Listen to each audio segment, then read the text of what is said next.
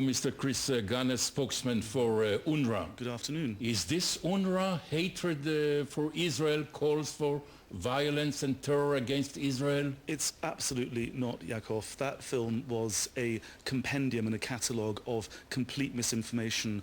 All the way through, particularly the first part of the film, you saw pictures of outside refugee camps, and you saw pictures of outside UNRWA schools in particular, and yet the narrative, the narration was saying inside UNRWA schools there are pictures of martyrs, inside UNRWA schools there are pictures of jihadists, blah, blah. It's just not true. Our installations are inspected regularly in a program paid for by the American government, and we report regularly to the State Department to their satisfaction. They gave us $268 million last year. Do you really think the Americans... We saw one class in an UNRWA school commemorating a girl terrorist which killed 2 Israelis in a terror act in Jerusalem, inside an UNRWA. First of all, UNRWA regularly, and let me do it now, condemns any violence against the State of Israel, and let me do that again. But more to the point, that child was described in your film as being, I believe, it's part of the film, as being an 18-year-old girl.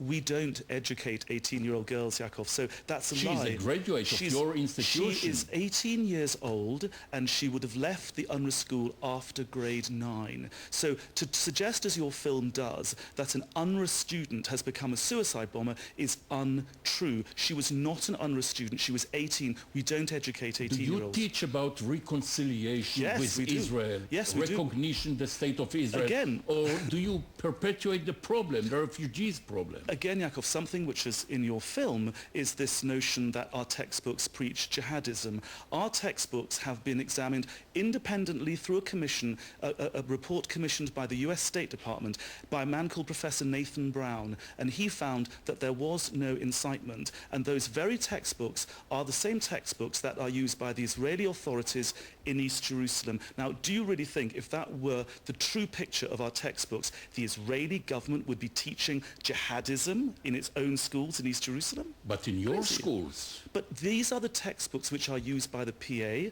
They have been cleared by... Palestinian Authority. Yes.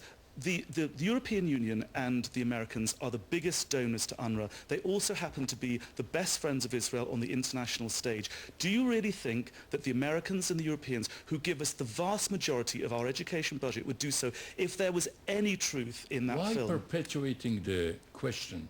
The problem of refugees for more than 60 years. This is again part of the mythology. UNRWA would like nothing more than to go away, but all internationally accepted paradigms for ending the refugee crisis, which are accepted by the Israeli government and all else, has the refugee problem resolved within the context of an overall and a durable solution. What is perpetuating the refugee crisis, according to all internationally accepted paradigms, is the lack of a solution. We need a solution, and then UNRWA will go away once there is no refugee problem. I thank you very much, Mr. Chris Gunness, spokesman for UNRWA. Thank you very much indeed. Thank you.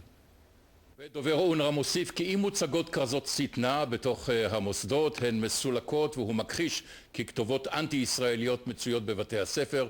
לא כל מי שמופיע ולא כל אירוע קשור דווקא לאונר"א. והעיתון ידיעות